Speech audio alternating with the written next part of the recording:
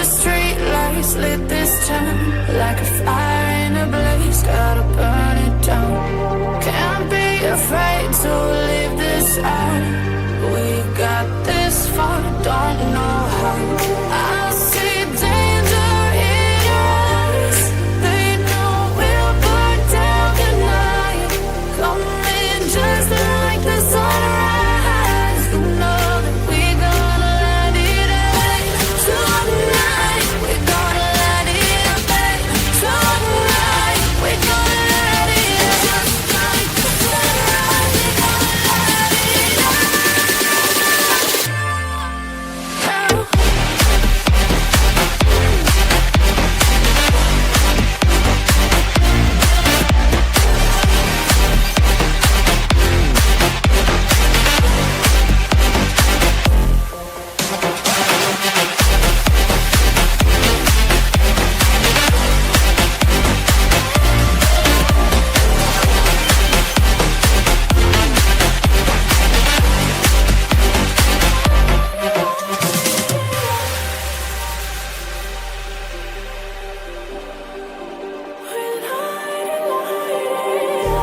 Just like a spark that's breaking out.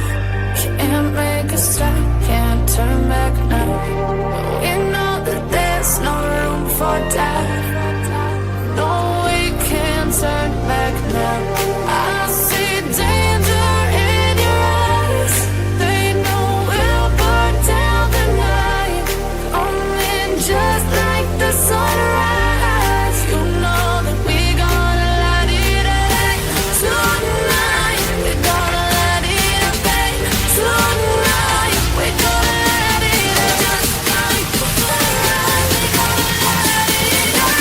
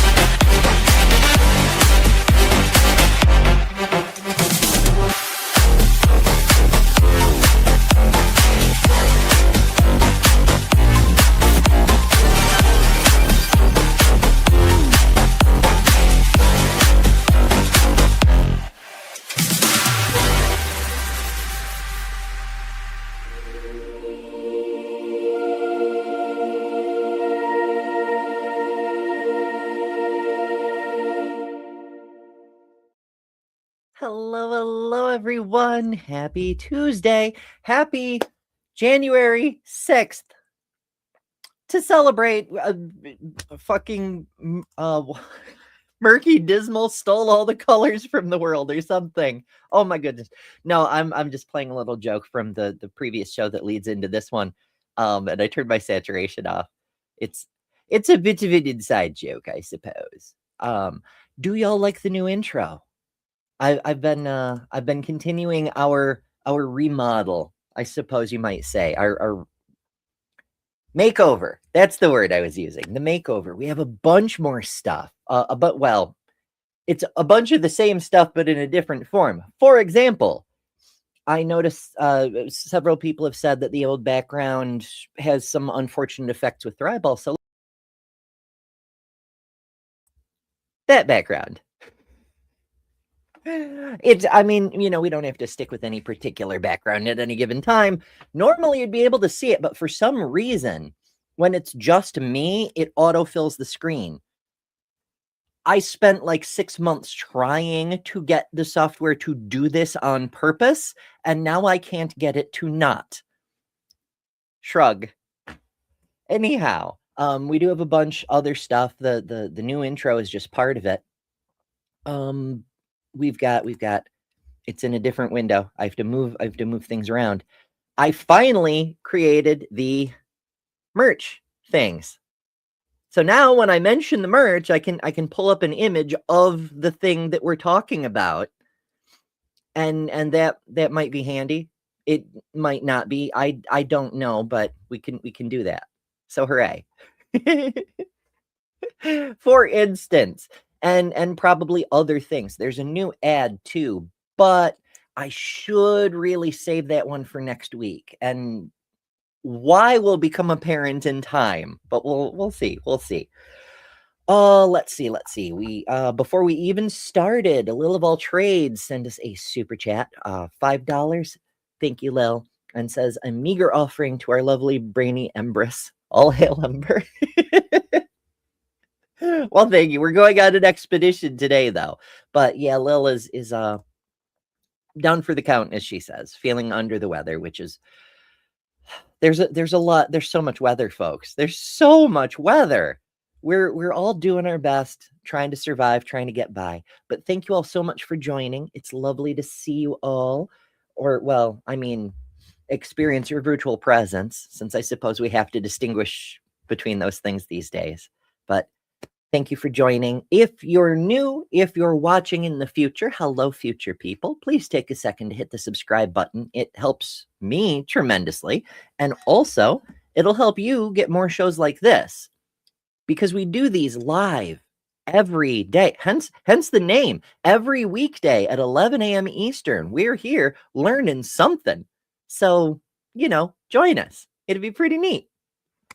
All right. So for today, we are I thought I had more stuff to make notes about. I guess I was just like excited for the intro, because it isn't just that I replaced the titles. I replaced the whole middle sequence. I changed the way everything works and interacts within its own set. I'm very pleased with the new intro. Anyway, today we are discussing bugs in the brain, specifically microorganisms, not brainworms. I know it's not the same, but I'm not afraid to address politics, but that's not what this show is for. I'd rather learn things, So let's do that. Let's learn about how microbes shape brain development.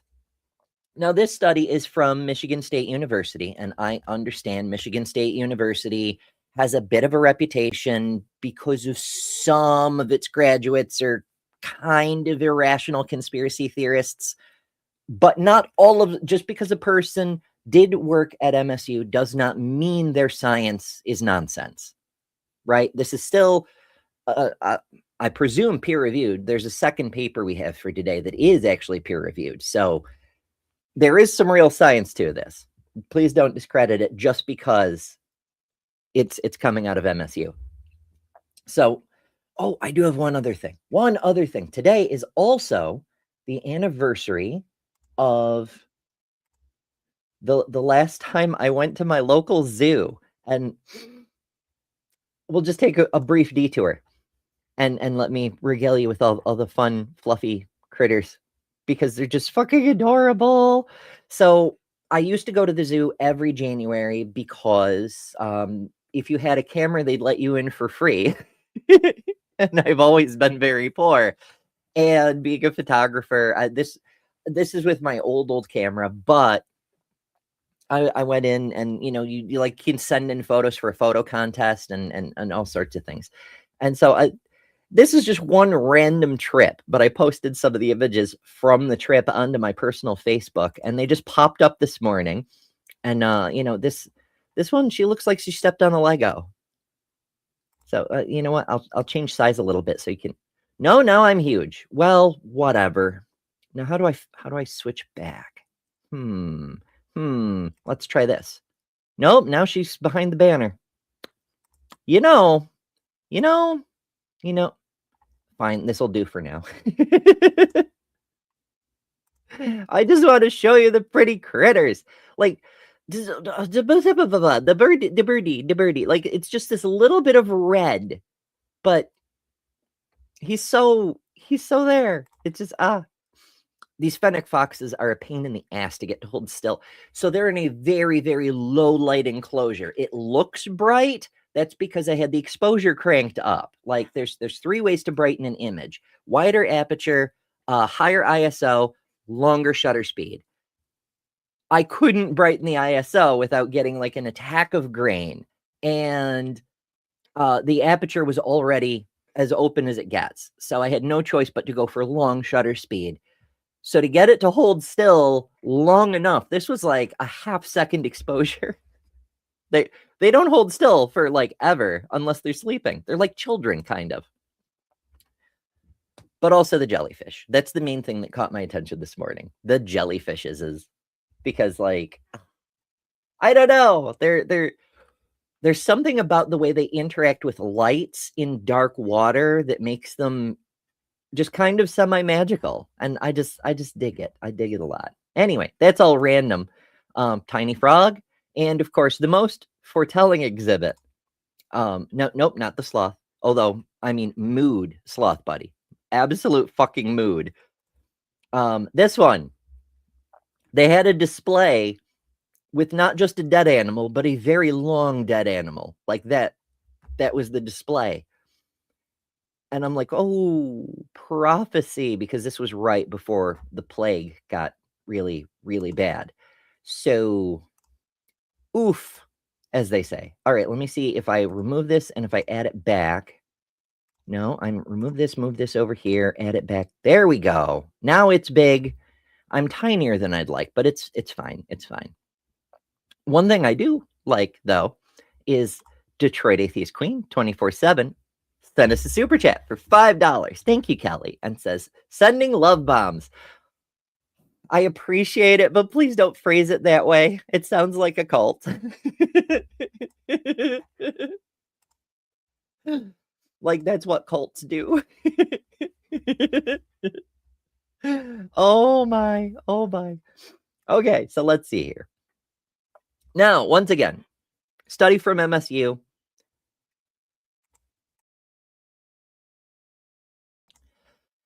I'm very dry. And you know, if you're very dry, if you're experiencing dry air, low humidity, general dehydration because of the weather. I mean, hell, even my voice, it's like it feels down here when it's normally it's not important. Anyway, if you're feeling very dry, we can help. Hey folks, I've been working hard on my health, and so far I've lost over 140 pounds. A huge part of good health is hydration. That's why I'm thrilled to partner with Epic Water Filters. Check this out. Not only can you say goodbye to expensive bottled water, but these filters are made in the US, so no tariffs, and they're made to fit your life. From these lovely pitchers I can fill from, to sink units, to portable filters that fit in your reusable bottle. With Epic, I can refill from nature's water sources and not have to worry about bacteria and whatnot. But also, send back a used filter to be responsibly recycled, and they'll send you a free replacement, saving you and the earth even more. Want to save a ton of money, be healthier, and build a better world?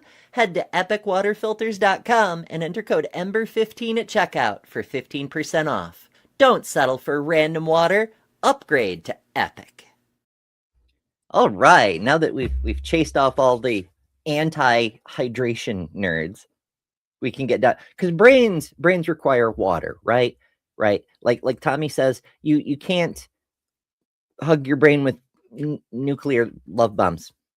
I believe the original was something on the order of you can't hold a child with nuclear arms, which was a weird thing to say even back then. But I mean, humans don't often make sense, and you know why we don't make sense?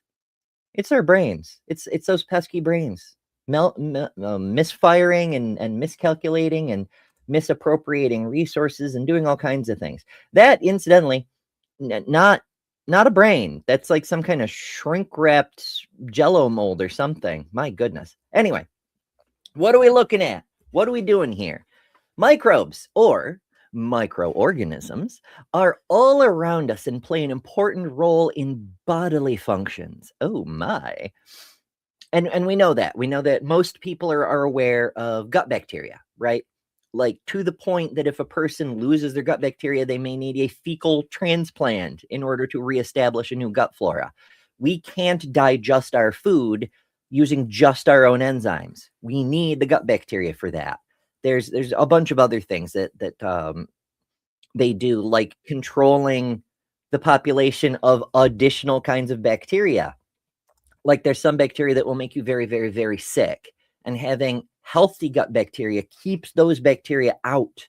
So there's a lot going on there. Well, it's not just your guts. It's actually every part of your body. They're just super obvious in your guts. Everything has a bacterial population. Every organ has its own microbiome. And while they vary in importance from region to region, in the brain, they're very important. And we're going to explain why. So, MSU researchers found that microbes can also impact brain development. And this is an interesting bit, because while your guts will form however they form, and your heart will form however it forms, to get a brain that does the things human brains are capable of, it doesn't happen on its own. It requires interaction from neural microbes. And that's fascinating. It turns out we've been joking for many, many years that, 90% of the cells in your body aren't human cells. They're bacteria or various things living on your skin or whatever the case may be. There's a lot less of you is you than you think. But it seems your brain, it can't even develop into a proper human brain without microbial help. It's almost a symbiosis kind of thing. It's fascinating. So this work is significant because modern obstetric practices like peripartum antibiotic use and cesarean delivery disturb the microbiome of mothers and newborns. Now, this is a bit of a thing. For a long time, people have been saying that cesareans can deprive the newborn of exposure to certain bacteria that they need in order to kick off their immune system. That's why the immune system takes 7 to 8 days to start to really kick in after birth, because it needs that exposure. That isn't conclusive, but there's definitely an exposure when you're born vaginally. Whereas if you're born through a cesarean, not only do you not get exposed to that specific microbiome, but because it's a surgery and the area gets sterilized, you don't get exposed to anything directly for a while. The whole point is sterile, right? Because you don't want a newborn with a staph infection. That would ruin everyone's day. So the newborn doesn't get exposed to any kind of pathogens for a while. What kind of impact does it have on development? New research from Michigan State University, it's not that recent, but whatever, finds that microbes play an important role in shaping early brain development, specifically in a key brain region that controls stress, social behavior, and vital bodily functions. The study, published in Hormones and Behavior, so yeah, okay, it is properly published, and this is like an overview, I suppose. Is that the journal article I have? I bet it is, because it's from Hormones and Behavior. Cool. So we're getting an overview, and then we'll dive into the study. Amazing. It used a mouse model to highlight how natural microbial exposure not only impacts brain structure immediately after birth, but may even begin influencing development while still in the womb.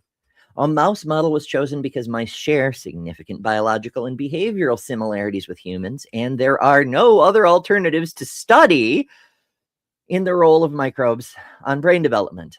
And that's because the better analogs for humans are even closer to humans. And it's progressively less ethical to chop up primates and check out their brains to see what microbes did on their development. So yeah, we're stuck with mice. Now, you don't necessarily have to chop up brains to learn things. You can, for example, do blood tests to detect the presence of certain microbes. You can use certain scanning devices to see what major structural changes are happening because of them. But there's still ethical issues, because if you have a reasonable suspicion that these microbes that occur naturally are necessary for proper brain development, and you sterilize a fetus going through its embryonic development so that it doesn't have those microbes, you're deliberately subjecting it to a situation where it doesn't have those microbes that you suspect are necessary for development. If you're right, it's extremely unethical to do that to a new being. And so doing it to humans is right out. Doing it to primates is a big problem. Stuck with mice. So even without chopping up the brains, it's still pretty much mice, because people don't like screwing over mice. They don't like harm to mice. They don't like what is perceived cruelty to mice, but it's a lot more tolerable than to, say, an orangutan. People be people, and blame our microbes for that, I suppose.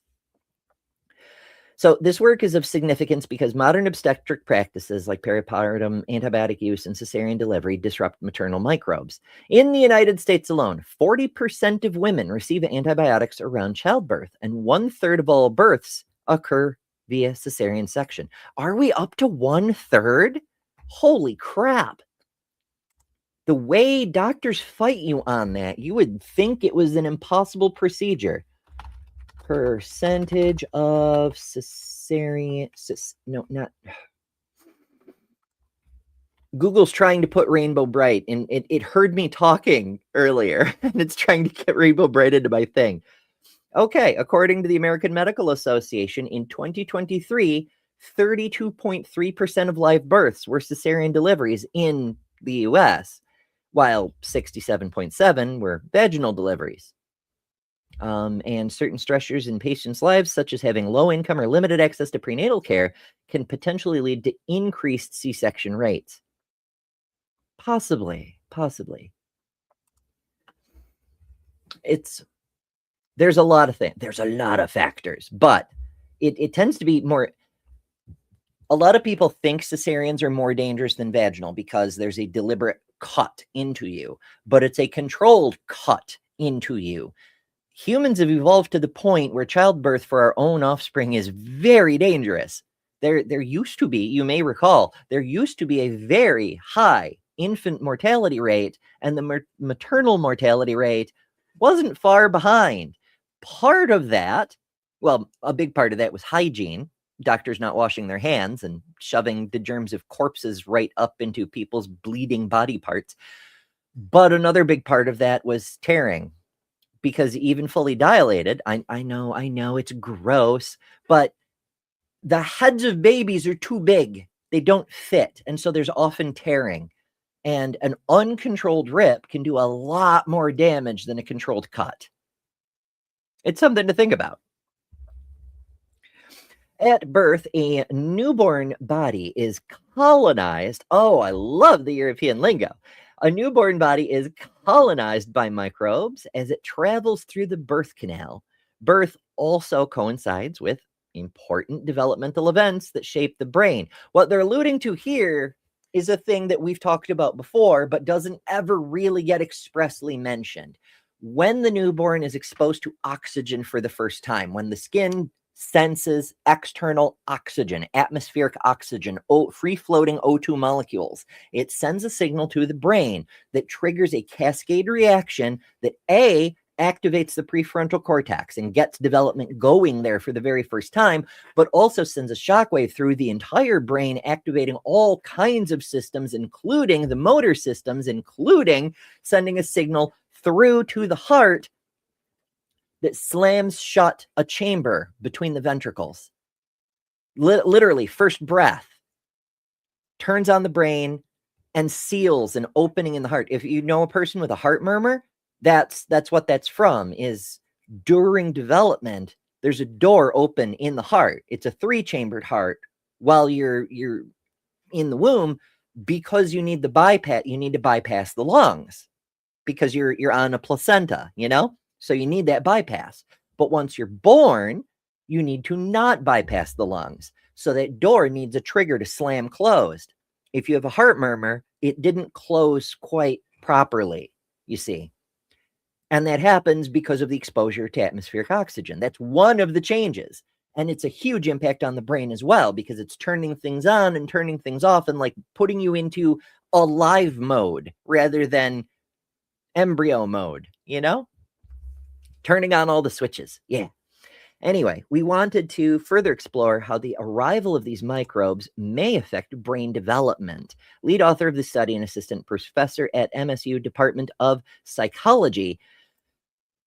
Now, I have a great deal of respect for what psychology has managed to achieve thus far, but it should be noted, psychology is the study of behavior, not the study of the neurons themselves. There's a lot of overlap. Psychologists are often very interested in the physical component of the function of the brain, just like neurologists are often interested in how the physical components of the brain interact in a way that produces personality, but it's not actually their specialty.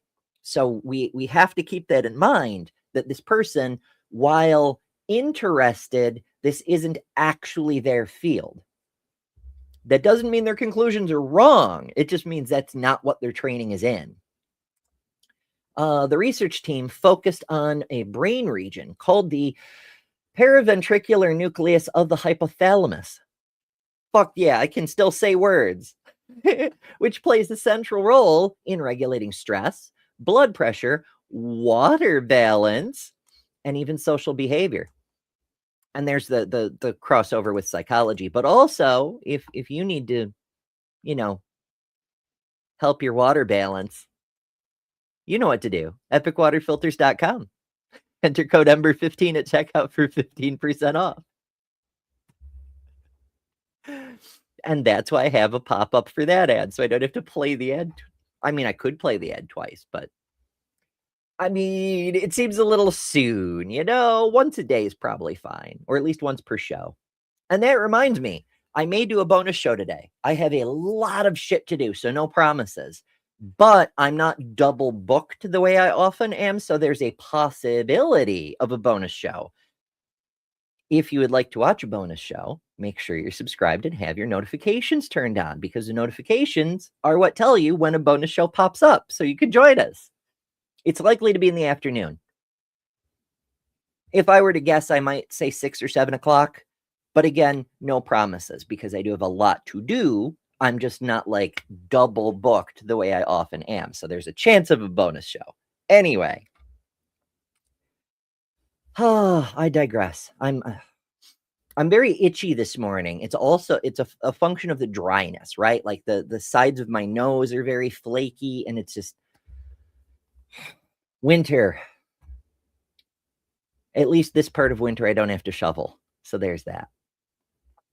All right. So blood pressure, social behavior. Their previous work had shown that mice raised without microbes, or germ-free mice, as you might say, the germs with no germs, because germ means multiple things that, jokes are funnier when you explain them, had more dying neurons in the PVN during early development. So no microbes, dying neurons during early development. Not good.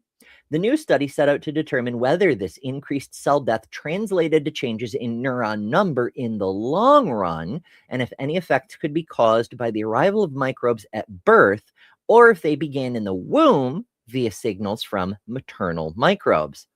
Are your mommy's microbes masticating your mental matter? I know, I had to reach for that one, but I can't resist alliteration. Anyway, to find out, the researchers used a cross-fostering approach. Germ-free newborn mice were placed with mothers that had microbes and compared them to control groups. So we're taking germ-free newborns and placing them with mothers that had microbes to see what happens long-term. Cool. When the brains of these mice were examined just 3 days after birth, the results were striking. All mice gestated by germ-free mothers had fewer neurons in the PVN, regardless of whether they received microbes after birth, which indicates the changes take place before birth, or possibly in that 3-day window immediately after. They also found out that germ-free adult mice had fewer neurons in the PVN. Fewer neurons, not a good time. Our study shows, quote, our study shows that microbes play an important role in sculpting a brain region that is paramount for body functions and social behavior. In addition, our study indicates that microbial effects start in the womb via signaling from maternal microbes. Is there a mechanism for this? Maybe we'll find out. That's what I would like to know. We will see. But remember, this is Learn Together Live. I don't necessarily know what we're going to find. I'm learning things too. And that's part of the fun. That's part of the amazing thing, in my opinion. Hopefully you think so too, because you're here. And I hope you enjoy what we're doing here. Anyway, rather than shunning our microbes, we should recognize them as partners in early life development, said Castillo Ruiz. They're helping build our brains from the very beginning. And that's obviously that's the press piece promoting the article, but it gives us a general rundown of what the heck we're going to be getting into. And that's very fascinating. So here we are, hormones and behavior, June 2025. Okay, I guess it's not that old. It's less than a year old. Oh my goodness. Okay, microbiota shapes the early development of the mouse hypothalamic paraventricular nucleus. Oh my goodness, what a name. I could write a sci-fi story based on that. Here, let's go like this. It's probably fine.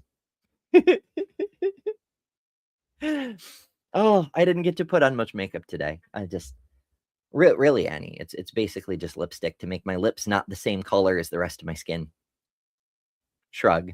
Anyway, because I want to look like expedition-y. I don't have a proper expedition hat, but this one's kind of close. And with this outfit has so many pockets, folks. I can fit all kinds of. I've got pockets here. I've got pockets here. I've got pockets here. I've got pockets here. I know it's not important, but I mean pockets. Seriously, it's a big deal. It really is. Anyway. So we've got our authors and our publication date and all that stuff. And highlights. I like that they're doing highlights now, pre-abstract, to let you know what it is that you're going to find in this paper. And then you can dig for the details if you want. How about Hillbilly says maybe hydration would help that dryness. That's right. Oh, goodness.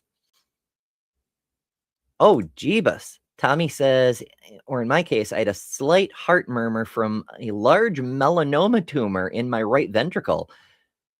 I got better. I'm glad you got better. Wowzers. That's a really bad time. Mind Finished Journey says that depends on who one asks. Doctors are either too eager or too squeamish about C-sections. You know, you may have something there. Like with my first 3 kids, we never did anything like that. I'm not entirely sure why. I think it was more just like, why would you if you don't need to kind of thing, even though our first was big. There was tearing. It was extremely unpleasant. But our second was like super easy, barely an inconvenience. Like he literally, as soon as the water was broken, he just slid right out. So there was that. And then our youngest from that group she's kind of a pain.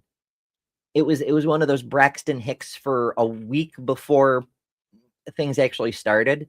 So, and I mean, like, obviously there was an understanding of what Braxton Hicks was, but it's not important. It was a very difficult delivery. And I mean, she came out perfectly healthy. She came out with a mohawk. She had like hair and I'm like, punk child. And it's true now. Her favorite bands are all punk flavored, which, you know, it makes sense. It tracks. So yeah, it was just my youngest that required extra steps. And, you know, there's reasons for that. So yeah, it depends on the doctor. Because the reason I mention that is because doctors had mixed minds. Some of them were like, we should risk it without operating, and others were like, no, we should operate. Yes. And like there was no middle ground. It was either people who were like opposed on a philosophical level and other people who were like blood, it was very weird. But maybe that was just my perspective because it was people talking about my body. I'm like, why does everyone want to either sacrifice me on the altar of ideological purity or cut me up? Like, what the fuck is happening? Anyway, Sapphire says, pockets, living the girl dream. That's right. We loves pocketses. I have a pair of boots, thigh-high boots, that have pockets. I hope I one day get the opportunity to wear them, because boots that have their own pockets. Yes. Anyway, folks, as we often say here, people come here for the tangents, and it's a damn good thing because I am very prone to tangents. Oh my. All right, let us continue. That, incidentally, available in the merch store, which may be linked here on YouTube. I don't know what the hell Twitch is seeing, but if you don't see a link for it, you can find it on the website betterthanember.com. Well, down that one there. Yes, links and more. There's a lot of and more. It's not just a store, but I digress. Anyhow, continuing on. Microbiota absence reduces cell number in the hypothalamic. I knew it was going to happen. I overthought it. I knew it, and I overthought it. Microbiota absence reduces cell number in the hypothalamic paraventricular nucleus. I should just practice it a few times. Effects are observed neonatally and in adulthood. Effects remain even when microbiota is provided at birth. Results suggest that maternal microbiota programs affects prenatally. Microbiota programs affect prenatal. That's almost a sentence. That's so very close to being a sentence. Results highlight the importance of the microbiota for early brain development. Like early, like pre-birth early. So yeah, abstract. Microbes massively colonize mammalian newborn at birth. So close to English. Also, that's not... I realize that colloquially people say massively to refer to large or outsized impact or whatever. In scholarly writing, you should avoid this kind of... Massive means a certain thing. It means a thing has mass, or more precisely in physics terms, it means it has a great deal of inertial resistance to change in momentum. So it has a meaning in science. So when you're doing scientific writing, you should avoid using colloquial misuses of words that have specific meanings. You know what I mean? It bugs me a little bit. It's a style thing, but under the right circumstances, it can lead to confusion. Anyway, microbes colonize, and it's not even necessary. You could just say microbes colonize mammalian newborns at birth. Anyway, we previously reported that the microbiota influences key neurodevelopmental events. For example, when compared to their conventionally colonized CC counterparts, that would be CCC, conventionally colonized counterparts, sterile newborn mice, or germ-free, or GF, not to be confused with any other use of GF, show higher cell death in the hypothalamic, damn it, Ember, paraventricular nucleus. Here, we tested the hypothesis for the hypothalamic paraventricular nucleus, that the microbiota, perhaps via cell death mechanisms, shapes PVN development. Oh, now we're using it. An initialism, an acronym, whatever, for that. Whatever. I kind of hate these authors. I'm kind of mad at them. This is rude. It's uncouth even. To this aim, we use a cross-fostering approach. And by cross-fostering, because they don't explain what the hell they mean by it, is they're saying they're taking born mice, like the mice get born. Some of them are from sterile parents, and some of them are from normally microbiomed parents. And they exchange the offspring. That kind of fostering. They take the kids and put them with a different parent. That kind of fostering. So cross-fostering approach that also allowed us to test whether any potential effects are influenced by microbial colonization at birth or programmed prenatally via the maternal microbiota. So is it the germs are inherited at birth, or are they present and doing stuff before birth? Because it kind of matters. Specifically, we cross-fostered GF pups, that would be germ-free pups, to conventionally colonized counterparts. You could say control. Anyway, germ-free to conventionally colonized immediately after birth, and compared them to control groups cross-fostered within microbial status. So conventionally colonized to different conventionally colonized, or germ-free to germ-free. At postnatal day 7, germ-free to germ-free and germ-free to conventionally colonized newborns had fewer PVN cells than did conventionally colonized to conventionally colonized newborns without affecting PVN volume. In a follow-up experiment, we confirmed a reduction in PVN cell number with no change in PVN volume in adult GF mice, germ-free mice. Thus, the greater cell death previously observed in the PVN of newborn GF mice, the terminology, folks, is associated with a permanent reduction in cell number. It's so weird that they use abbreviations for so much, ostensibly to save space, but then bloviate in the sentence construction.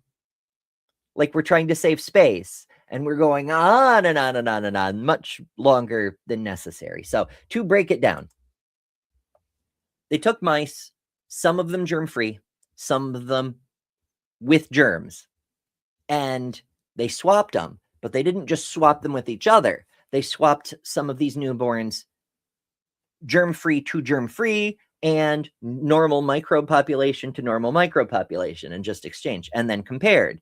And even though the germ-free to normal microbe populations got their microbes more slowly because they weren't born vaginally, they were germ-free at birth, and they had to be colonized after, which you're not even going to get the same bacteria in the same places, but whatever.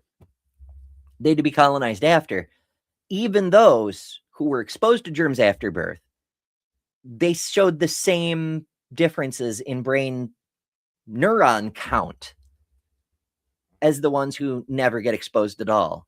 It was only the ones who already had their microbiota at birth that had a normal neuron count. However, it doesn't say if there's a difference between the ones who were germ-free and were exposed after. It just says it was lower than the normal. But is there a difference? Does it make it less bad? It's probably not super relevant to this study, but I'd be interested to know. Say lovey. So the greater cell death previously observed in the PVN of newborn germ-free mice is associated with a permanent reduction in cell number. Because the deficit is not altered by introducing a microbiome at birth, you can't cure this, apparently, because it's before birth. Our findings also suggest that the maternal microbiota shapes development of the PVN starting in utero. That's a pretty clear conclusion, I dare say. And so that's where we're at from the get-go. And I would like to get into this more, but from this point, it seems that assuming the science is good, the methodology holds, so on and so forth, that at least in mice, there is a significant impact on the microbes, just the microbes, within the mother as the infant grows before birth. And while they're only looking at one specific section of the brain, the PVN, as mentioned earlier, the PVN controls, well, it has a say in a lot of different things. Bodily systems, blood pressure, but also behavior. So it's kind of important. And we can extrapolate from that there's a very high likelihood there are other influences on other areas of the brain. It would be neat to see some information on that. Are some areas affected more? Are some areas affected less? To what degree are they affected? And which germ populations do what things to the development of neurons? Perhaps with a bit of study, we can figure out why some people come out interested in trains and able to do polynomials at the age of 4, and why some people come out and turn into Republicans. Like, is it microbial influence that's wiring their brain in a slightly different way? It'd be neat to know, but we're a long way from that. This is still fairly early. Meanwhile, if you are curious about what would happen if everyone were born without sufficient brain microbes to, use their neurons and regulate their emotions, then, well, we can answer that question. I have a problem with this stuff being normalized across the spectrum, and specifically, like, why push this on kids? Why introduce this to kids? I am a depraved wretch. I am a great sinner. I'm a worm, completely undeserving of any love or any grace. I'm nothing. I'm nothing. You're incapable of being a good person. You're an evil person. You're a terrible person. At the core fabric of who you are. That's why we need laws. We need laws because we're bad people. All of us are bad people. You can't spell Pride Month without demon. PRIDEMONTH. If we don't know who the women are, because they are just people, then we won't be able to pull the women up to equality with men. We have to try to limit the harm. And that means reducing or keeping down the number of people who transition. And that's for 2 reasons. One of them is that every one of those people is a person who's been damaged. But the second one is every one of those people is basically, a huge problem to a sane world. Transgenderism must be eradicated. The LGBT, transgender, grooming our children's minds is a national security threat. We need to hold people for treason, start having some public hearings, and start executing people. I will use whatever gives me victory. I don't care about the truth, and I don't care about the law. I care about one thing, the control. But then they rigged the election, and now we won, so I'm going to be your president. Then what happened is they rigged the election, and I became president, so that was a good thing. I agreed with many, many things you said during, in fact, probably more than most other candidates when you were running for president, but I still would not have voted for you because you're an Indian. I just want to say I feel good about the Republican Party. I feel good about where we're going as a nation. We're killing all the right people and we're cutting your taxes. It was actually a tremendous blessing to these children for them to be killed and go to heaven and be with God. We've been hoodwinked. We've been taken in by an ideology crafted by creeps and then pushed on children. Stop letting people pressure you into thinking. If they die, they die. I want to be ignorant, honestly. Being a Christian doesn't exclude us from experiencing spiritual dryness. We're bad people. All of us are bad people. That raises a few interesting questions. There's so much in that supercut, right? There's a lot of bits and details. Sometimes new things jump out at you. I edited the thing together, and there's still things that connect with each other. Are you familiar with how sacred texts get read as sacred texts? One of the methods is to take 2 verses and put them together and see how they interact with each other and how they complement the general shape of the story, and put them together in different ways and see what ideas fall out, right? There's a whole field of scholarship about this, and it's a really neat effect when you can do it right. And bits of this compilation kind of do the same thing.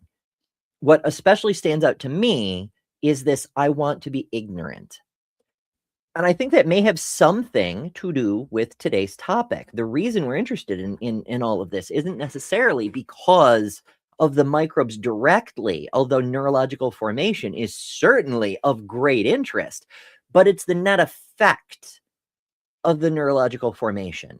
Like, none of us really care how our brains are put together. We care about the results of what our brains do, and we want to increase their effectiveness, whatever that requires, in how they're put together. Like, will it make us better people, more curious, more knowledgeable, better able to retain information, better able to come to rational conclusions, better able to express empathy and connect with others if we have more neurons or fewer neurons in this one part of the brain? Because whichever it is, I don't think people actually care about that.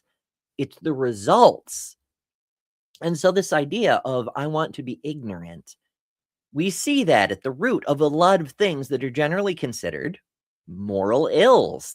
It's so wild that the same people who complain about the moral degradation of society are promoting the same ideology that puts moral degradation on a pedestal. What is I want to be ignorant but an excuse for moral decay? You know, it's look at all the abuses happening in the churches and saying, I want to be ignorant. Looking at all the bigotry and harm being done to people of all kinds of different minority groups and wanting to be ignorant. That's sort of a privilege sort of thing. I only want to focus on my mythology and my sacred texts, I suppose, and ignore the real suffering in the real world that even the made up being in the mythological text says we should care about. It's fascinating. It makes me wonder if Eric Hovind, who was that speaker who said that bit, if he had fewer microbes than he probably should have. Was his mother on antibiotics while she carried him? Because that's why we care about this mouse study, is why we don't have sterilized humans. We do have humans on antibiotics while they're carrying offspring. I mean, I can certainly attest I was quite amused when the US government came out with its Tylenol, maternal Tylenol use causes autism in the offspring, because I had to take quite a lot of Tylenol because it was the only thing I could take, you know? And so I'm just, my 3 adult children are all somewhere on the spectrum. You know, one is virtually indistinguishable from a normal person, a neurotypical, if you will. It just, it's a whole thing. But I have, you know, my son, he's able to verbalize from programs and whatnot. He's fine if you talk to him via typing. Like if you give him a keyboard, he's above average vocabulary, you know? It's the verbal stuff. You're lucky to get a fine or yeah out of him, you know? It's a whole thing. And then of course there's my oldest child, who is an actual biochemist, a working scientist, who's kind of in the middle. Like there's subtrade. And I see that in myself as well. Like all of them are reflections of different parts of what's going on in my own head, which in a way, I suppose is why we want children to be raised by their own parents, because parents will see reflections of their own experiences in their children. And so you can relate to your biological child in a way you can't necessarily with an adopted child. But I am wildly iterating, completely off topic. It's just things that I find interesting, I suppose. And that's sort of what we're doing here, is trying to learn about things that are interesting, in theory. Anyhow, normally I would use the break to skip ahead to the next part that we need to talk about. This is the next part that we need to talk about. So, hooray. But before we go on, I did see a super chat wander past, and I want to take notice it. Secular Feelinist, thank you, sent $2 and said, you are now breathing manually. I mean, technically I'm always breathing manually because it's a human doing it, but I know what you mean. We have that automatic feature. If you don't pay attention to your breathing, it'll just do it on its own. But once someone calls attention to your breathing, then it starts, once you're aware of it, it's fascinating. It always fascinated me when I was very little that we could do that with our breathing, but not our digestion, not our heartbeat. It turns out we can actually influence our heartbeat, but only indirectly. You can't make your heart beat faster, slower, but you can consciously calm your mind and put it at rest, which will in turn lower your heart rate. Or you can get yourself all kinds of worked up, which in turn will raise your heart rate. So you kind of have an indirect workaround. But digestion, short of feeding yourself different things, I don't know. Like, you can't really make it go faster, slower, aside from like medicines, you know? C'est la vie. Yes. SF is like, behold my power. I mean, I'm very prone to tangents. That's one. If it gets people to send me more money, I will absolutely dance on tangents for days, because this is my job. As much as certain individuals on the internet don't like it, this is my job. This is how I afford food, or try to, as the case may be. So I very much appreciate any support. That's one of the reasons that we have such, extensive credits at the end. Because I want to thank people who do support, because it makes a big difference. It helps me stay alive. And I realize those same certain individuals, they have a problem with how the fact I feel emotions as a real human being. How dare I have emotions about things? But I very much appreciate it. So I'm going to say so. And if they don't like it, they don't have to watch. We learn new things. We cover interesting science. We learn together live, which incidentally, I must point out, from my point of view, is kind of a remarkable thing. There are a lot of science communication channels out there, and most of them do a really, really good job. There's a few that are kind of ishy, but that's not the point. The point is, we're doing this live, daily. Holy shit. So yeah, occasionally there's going to be a little tangent. It's and sometimes a large tangent. I'll be honest. I'll be honest to know that. But that's part of the charm of the experience, I suppose. It's the trade-off for the live interactions. Incidentally, I can turn the chat on. That's a power I have. I can do that. Behold my chat. Oh, goodness. All right. Now we'll actually get back to our topic here. So, the collection of microorganisms living in and on our bodies, the microbiota, influences diverse body systems in health and disease. Citation. In the last 2 decades, a vast number of studies has highlighted that the microbiota also influences the mammalian brain. Citation. And that's recent. That's a 2023 citation. Moreover, strategies that eliminate or deplete the microbiota, including sterile or germ-free models and antibiotic treatment. That's why this matters, because humans are often on antibiotics at some point during natal development.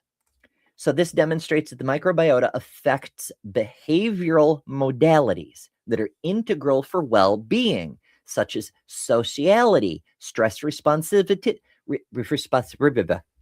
English is hard. Responsivity. I can't even English, folks. My goodness. And anxiety. Citations. Notably, the hypothalamic paraventricular nucleus, PVN, plays a role in these behaviors via the various neurohormones. Not to be confused with other hormones. I know people get really distracted when they see the word hormones, like I'm doing right now. But there are lots of other kinds of hormones. Neurotransmitters, for example, are a hormone. But never mind. That produces including vasopressin, oxytocin, and corticotropin-releasing hormones. Citation. Remarkably, microbial manipulations alter the production of these neurohormones in the adult mouse, PVN. Thus, the PVN is sensitive to microbial signaling. And that is a fascinating thing that I would love to see more science about, because it's not like only human neurons can produce these chemicals, these neurohormones, these signaling chemicals, right? Like this is a thing that could be produced by bacteria. They could synthesize. I mean, it's just an enzyme, right? Ultimately. So they could synthesize these and dump them out. It's not impossible that our neurological structure is based in part on the workings of far prehistoric, because our brains have a lot of similarities with going way back to reptiles. But it could be bacterial influence has caused the shaping of our brains over the millions of years. You know, we like to think our genetics controls everything, but a lot of what gets naturally selected is actually an artificial selection without a guiding intelligence behind it. You know, like what works best given the climate. So when the climate changes, even though it's a natural force, it creates a different selection pressure. When a new bacteria moves through a population, that creates a different selection pressure. Yes, it's natural, but it's a change in the existing selection criteria that mimics artificiality. You know, I hope that makes sense. Maybe I'm a crazy person. I just wonder how much of our neurological structure has been crafted unknowingly by the interaction of other organisms that can replicate our neurotransmitters. In the same way that gut bacteria can make you feel hungry. It's not you feeling hungry, it's the gut bacteria. What else can they do with their use of our neurotransmitters? It is unclear, however, whether the microbiota acts early in life to guide the formation of the PVN. I'm getting dyslexic in my fucking initials. So as many of you know, I am under a great deal of stress for a whole lot of reasons. And stress makes things like aphasia and dyslexia and general neural processing tasks more prone to error. I'm doing my best, but this is a live show. I'm going to mess up from time to time. I hope, like me, you can just chuckle about it and move along. And if not, maybe this isn't the show for you. I don't know. Anyway, I am doing my best, despite a great deal of difficulties elsewise in life. I'm sorry. I'm an emotional person. I'm a living being. Life happens and continues to happen, regardless of what certain individuals might think should be the case. That's, totally not a reference to messages that I keep getting that keep increasing my stress or anything. Nope, not at all. I so want to show you guys the new ad. It isn't actually connected to the thing it mentions, but I put so much work into getting all the things ready for this makeover today. And so I don't know. Maybe I'll just tease it for the whole week. And then when it's time, I'll show the damn thing. Maybe I'll be mean that way. Probably not. I don't know. We'll see. It'll be a surprise for all of us. Anyhow, the first direct exposure to microbes occurs at birth. Asterisk. When maternal and environmental microbes colonize the newborn, this colonization occurs at a time when the brain is undergoing remodeling via key neurodevelopmental processes, including neuronal cell death. We previously reported that microbiota may modulate this process, as neonatal germ-free mice have increased neuronal cell death in the PVN compared to their conventionally colonized counterparts. Citation. That's their previous research. Now, here's the thing.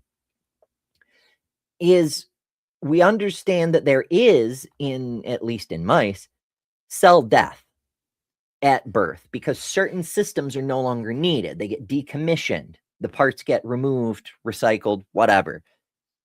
We don't know that that's necessarily true in humans because there are things that are different from species to species, even if the same structures are there and things should go the same way. That said, it's not unreasonable to think that a similar thing is happening in humans. That probably should be the default until we have information to indicate that that isn't what's going on. As weird as that sounds, because now we have a rational basis on which to draw that conclusion and no evidence to counter it other than a don't know, you know? So that's kind of where we're at. However, that asterisk that I mentioned, that, to my knowledge, is an undemonstrated assumption. It's saying that you're sterile in the womb, and you're not. We know you're not. There are some things that never penetrate the blood barrier between the placenta and the maternal blood flow, but there are things that do, and often it's not even rare. Often there are leaks, there are rips, there are tears. There are things that can go very, very wrong, and things that are just a slow leak. Like, for example, a subchorionic hematoma, where the blood vessels just keep hemorrhaging the whole fucking time. That's fun. The point is, embryos are not sterile in utero. They're exposed to a lot of microbes, and those microbes do things. Some of them just get eaten by the developing immune system, but some of them, they may have an impact on neurological development. To suggest that whether it's mice or humans, that newborns are sterile just because they haven't been exposed to vaginal bacteria, that does not follow. Not even a little bit. But the same antibiotic programs that sterilize the vaginal flora can sterilize the microbiome within the maternal bloodstream as well. So we have to be more careful with what we're controlling for here, you know? Anyway, where the hell were we? Right, so we're presuming that the brain, which neurons die at birth, are programmed prenatally by the maternal microbiota. So that's their hypothesis, is that there aren't local bacteria.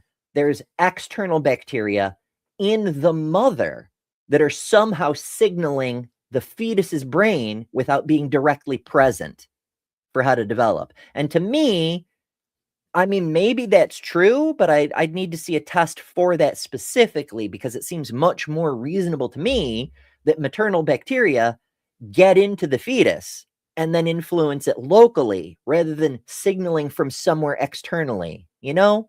That'd be like suggesting that aliens on the moon are controlling the development of humans when the aliens could just be here on Earth controlling the development of humans, you know? Like, why add that extra step? It seems silly. Lastly, we tested whether early microbial effects endure by examining PVN structures in adult GF and conventionally colonized mice. Methods. So this one I'll just straight up summarize because time. So basically, they took mice from the breeding program at Georgia State University. All of the mice were kept in sterile conditions, especially the germ-free mice were kept in sterile conditions to prevent re-exposure. For experiments in neonates, mice were kept as described in citation. Experiments as adults, GF mice were kept in. They're describing the type of housing that they used to make sure they stayed sterile. Offspring were weaned on postnatal day 21 and housed with same-sex litter mates. Mice were maintained in a 12 hours light dark cycle. Access to food and water. It's details of their care and so forth. Cross-fostering experiments. So what they did is, in order to leverage access to brain tissue from the previous cross-fostering study for pre versus postnatal effects on the microbiota, or more precisely, the microbiota's effects on the brain pre and postnatal, because the cross-fostering is how they determine whether the effect happened before birth or after, right? And I suppose this needs to be explained. I realize most people get it, but to some people, it's going to be like hitting a wall. So what they're doing is they've got the germ-free mice who have the decreased PVN count. PVN. Not VPN is something else. PVN count. And then they've got the normally born mice with the full suite of microbiota, and they have a different PVN count. So in order to determine if it's post-birth or pre-birth, they switch them. And so if the changes happen because of something post-birth, then the conventional offspring introduced to a germ-free environment shouldn't make a difference because they already have the germs. But the ones from the germ-free environment introduced to a microbe-filled environment should be colonized and should experience the changes. If they don't, then it means that the changes were due to something that happened before birth, even though they weren't exposed to the external bacteria until after birth. So unless the bacteria have a time machine, then there's something else happening internally. That much we can demonstrate, that much they have demonstrated, and it's pretty nifty.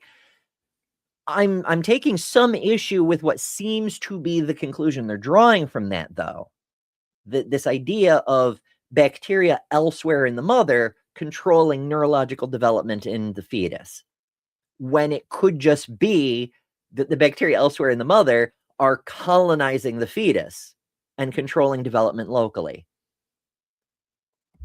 I mean, it's not like things even necessarily have to come in through the placenta, right?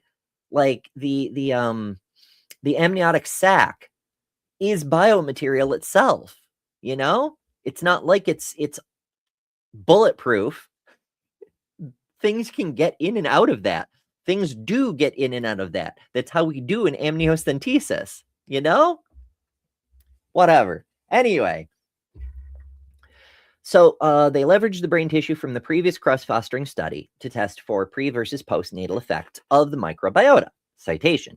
Briefly, immediately upon observing the birth of a litter, cages were thoroughly sprayed out with a sterilizing solution and placed in a sterile biosafety cabinet. Offspring were transferred to a sterile container before being assigned to a foster dam. A dam, of course, is a mother mouse. There's a few different species where they refer to it as a dam. But that's a whole thing that gets into mythology. In fact, one of these days we'll have to talk about the legend of the Bell Dam, but never mind. I don't know that these techniques are necessarily sufficient, because while spraying is great for like surface level stuff, exposed to the air stuff, if you've got something like a turd, a mouse turd, a little, you've probably seen them, a little grain of rice size piece of fecal matter. Spraying it will kill what's on the surface, but not what's inside it. Sticking it in a biocabinet won't kill what's inside it. You know, you can't, it's sort of like the hand sanitizer effect, right? When hand sanitizers became a thing, people stopped washing their hands and they started spreading all kinds of things, most notably colds and flus, because the early hand sanitizers didn't even work on viruses at all. And they're like, no, it's fine. I've used a hand sanitizer. I don't need to wash my hands. You do, though. You do. Because all the hand sanitizer does is kill the stuff that it can kill. It doesn't kill the things it doesn't kill, which is why you need to wash them, to get rid of those things. My goodness. Oh, well. Anyway. We cross-fostered germ-free pups with CC dams and every other possible group. In 2 additional cases, foster mothers were unavailable for control litters, and these pups were sham cross-fostered, which is to say returned to the original mother after undergoing all cross-fostering procedures. Which is weird. I mean, you don't want to hurt the mice, but like exclude them from the study if they don't have data you can use. I don't know. Maybe I'm silly. These mice did not differ from pups fostered to an unrelated mother for any dependent variable tested, determined by tests within microbial status. Therefore, they're therefore included in the analysis below and identified on figure 1. I mean, maybe it would be a useful data set as like a second control to be like, what if we had this other control group with anomalous status, but still technically control? I don't know. Bree says hand sanitizers are for when you can't wash your hands. Right. They're a substitute when the option isn't available, not a replacement for the better option. But I'm a silly bean. Theo says, also, it only kills on the surface. You need to wash to remove dirt surfaces. Right. And maybe they did wash the cages and then sprayed them down with a sterile thing. But that should be mentioned in the methodology, because the point of describing your method is so people can replicate your experiment. And whether you wash the cages or not wash the cages makes a fucking difference. But, I wasn't one of the peers reviewing this study, so we can only do so much. It's fine. It's fine. All right.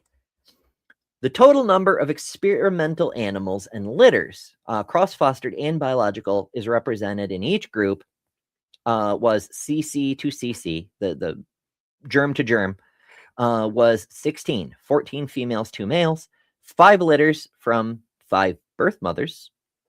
So that, germ-free to germ-free. The sets, the N is 5, 3 females, 2 males, 2 litters from 2 birth mothers, which were in the germ-free to normal microbiome group, 7, 5 females and 2 males, 3 litters from 3 birth mothers. All offspring were euthanized on day 7 via rapid decapitation. Awesome. I mean, you got to write it down if that's part of what you did and you want your experiment to be reproducible, you got to write it down. The microbiota, this is a description of the figures. So this is what we've got for the figures.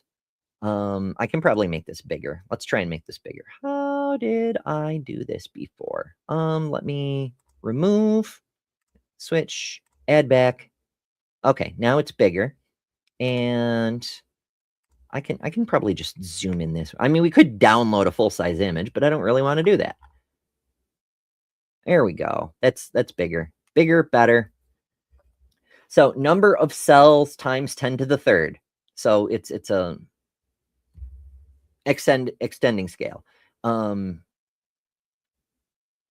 survival of neurons, right? This is number of neurons. This is the volume, the amount of physical space it takes up, and the cell density, which is number of cells over the volume.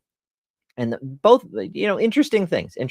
Okay, so the conventional group, the germid group, had way more cells. There's not much change in volume, but the data is a little more distributed. Like there's one of the conventional groups is lower than any of the other data sets. So we do have some small brains going on here, or at least the PVN section of the brain that they measured. But there's other groups in the germ-free to germ-free and the germ-free to conventionally colonized. It's interesting that they don't have conventionally colonized to germ-free to see what that does, but it's probably not important. Whatever. But there's groups, even though this shows a higher volume on average, the data sets indicate that, I don't know, maybe it's not enough data. Like there's way more data on this side too. But what we have, like there's a range, and all 3 groups seem to cover that whole range. So I don't know that volume really matters all that much. And then of course the density being a measure of both the cell count and the volume, we ended up with a higher density in the traditional germified group versus either of the other 2 groups. Although, interestingly, the germ-free to germ-free ended up with a higher density than the germ-free to the germ-filled.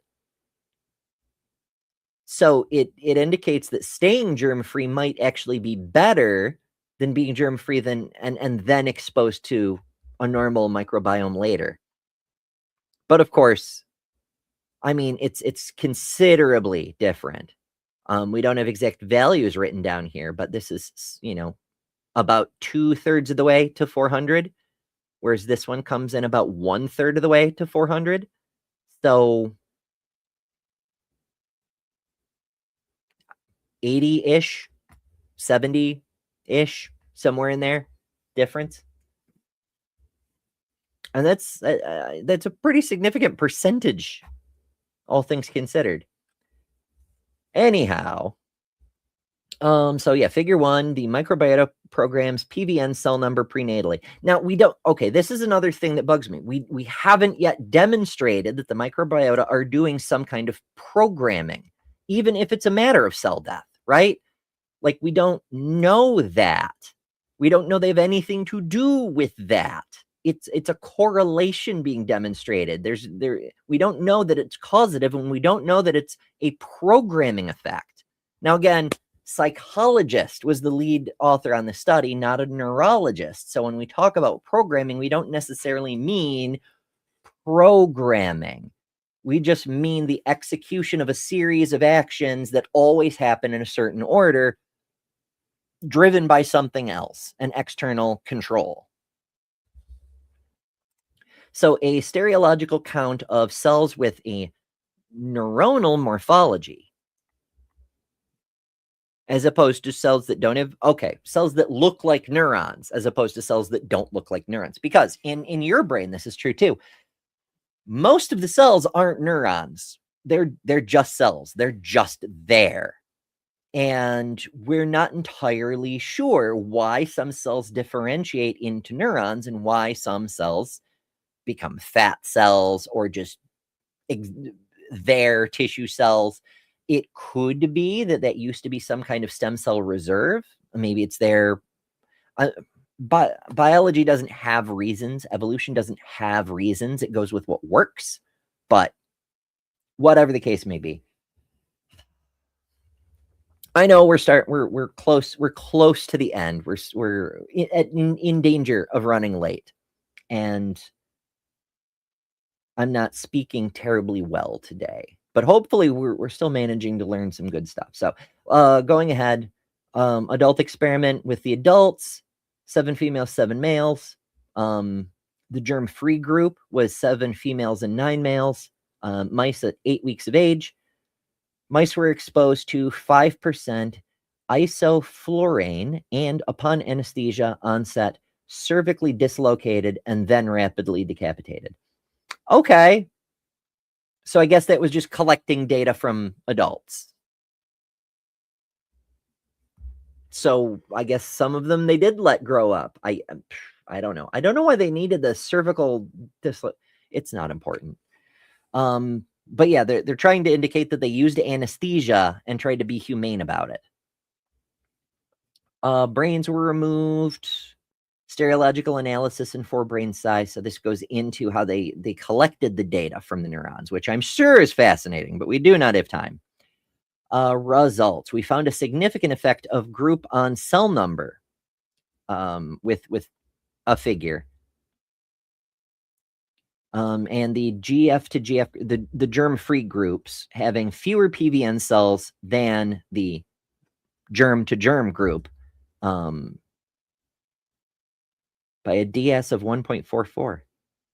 Interesting. And it references the figure. Okay, I'll take your word for it. It looked like a smaller difference to me, but maybe because the graph wasn't precisely enumerated. I don't know. Whatever.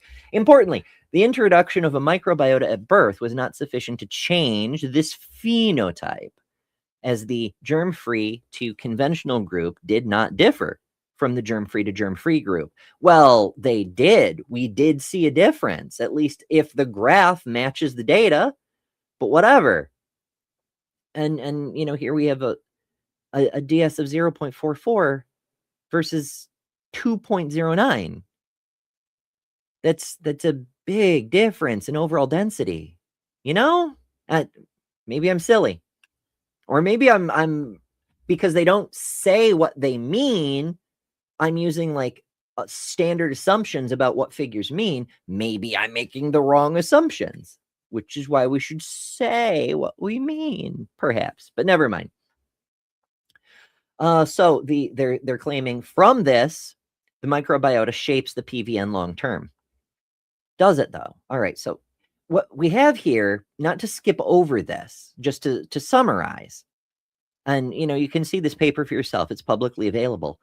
The mice gestated had a 15% reduction in cell number in comparison with the group gestated with normal microbiota. So the changes in cell number could result in changes to PVN volume and or cell density. They next assess those measures. So this whole paragraph is just they found a different cell count and therefore a different cell density.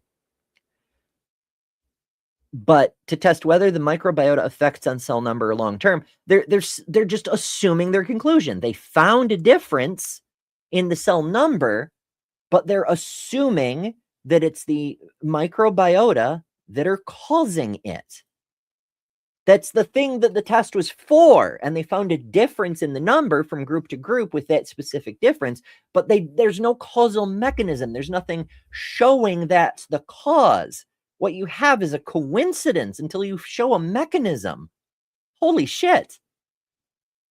I digress.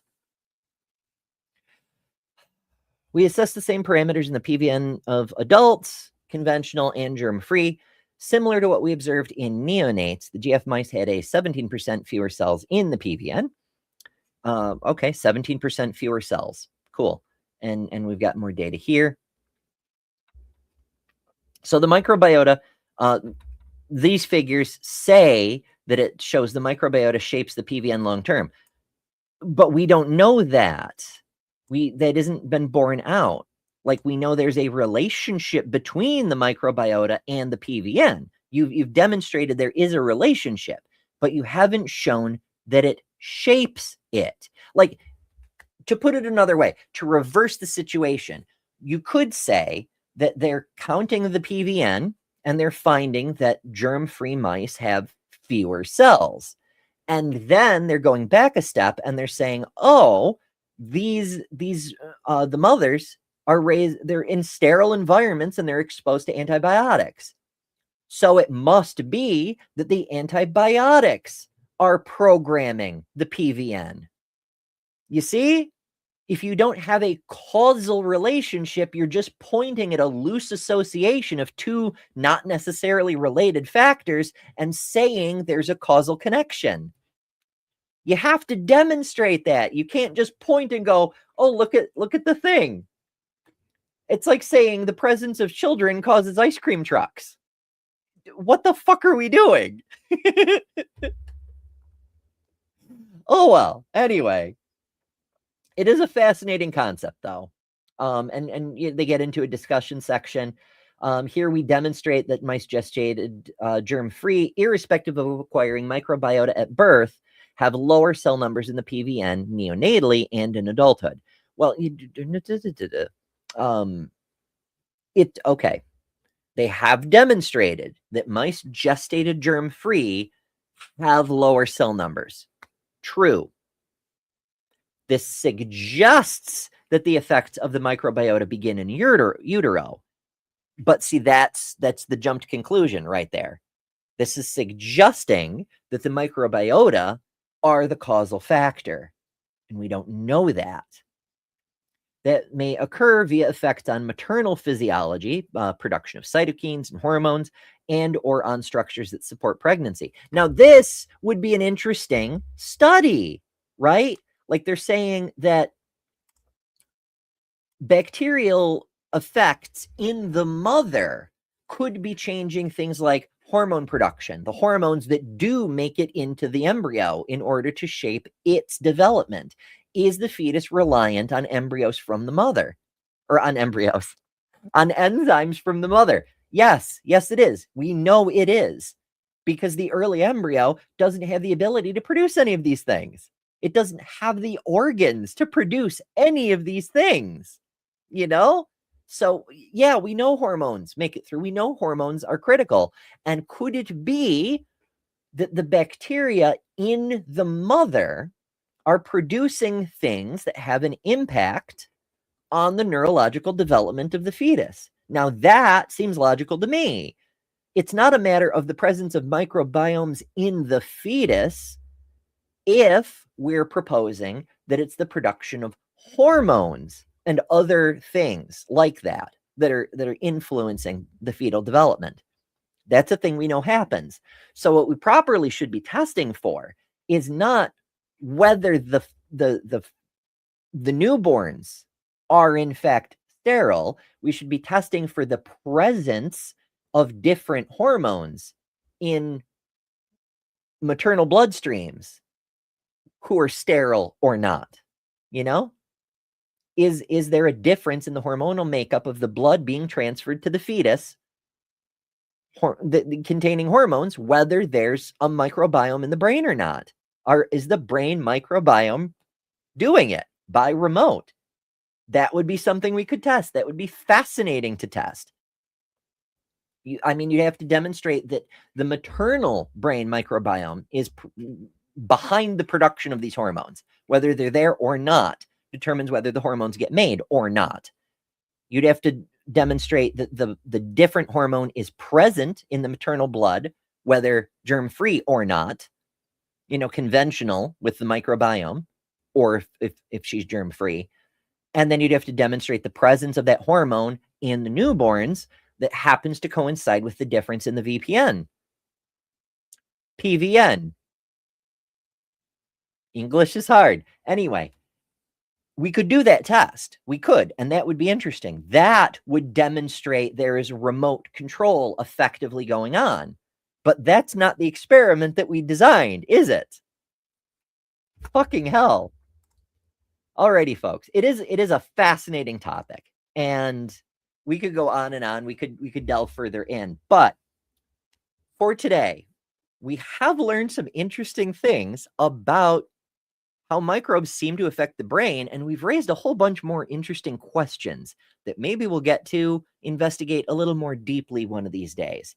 For today, though, we are at our time. It's time to send you on into the wilderness to do the things that you do. Before we go, I do want to say tomorrow we have shit. What did I have? Hold, please. I need to find. I had my list, but then I moved the window, and now I don't have my list. Tomorrow we are. We're going extinct. It's the millennial extinction, because millennials are dying off really shockingly fast, and we have no idea why. Or do we? Let's find out. So join us tomorrow, 11 a.m. Eastern. Make sure to hit all the various buttons, all the fun things like that there. And before we go, I want to say thanks to everybody who sent funding, support, etc. Today, because it does help. It does make a big, big difference. And let me see. Oh, I think it may have saved. It did save. Okay. Before we began, Lil of All Trades sent $5. Thank you, Lil, and said a meager offering to our lovely brainy Empress.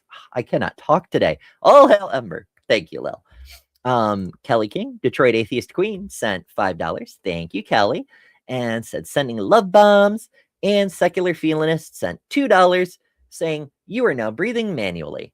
You have disengaged your autopilot. Please fasten your seatbelts and engage your seat in the full upright lock position. Prepare for takeoff. And as always, remember, first of all, thank you for coming by, for sticking around. It's wonderful to see you all. Engaging with you folks live, doing this together live. It's amazing. It's one of my favorite things. That's why I do lives. I could just record these things. They'd probably be faster and I could edit out my tangents. I like this better. So thank you for joining me for it. And as always, remember, you don't have to pretend made-up causal relationships that haven't been demonstrated are the secret phenomenon behind an unexplained event like neurological formation in newborn mice, for instance, or that children cause ice cream trucks. Although I suppose you could make a case for that too, because you are better than religion. We'll see you tomorrow. Thanks to all our patrons and top-level members for December. Miranda, Karen Butcher, Jessica the Transmetal Alchemist, Robin Webster, Maya Adkison, Jimmy Tux, Ian Chen, Lilith, Ember Lynn, The Barely Bearable Atheist, Eric Wander, Jason Jacoby, Lil of All Trades, Deviant Outcast, Kelly King, the Detroit Atheist Queen, The Mighty Filbert, Secular Feelinist, and Geo Sam. And you can add your name here next month by signing up at patreon.com/betterthanember, or by joining Emberships here on YouTube at the Cinder level, which includes all the custom emojis, tons of member-exclusive content, member-only live streams, and a bunch of other stuff. I deeply appreciate all the supporters who keep this channel going. Thank you so much. Because of you, we're building a wonderful community that I'm very proud of.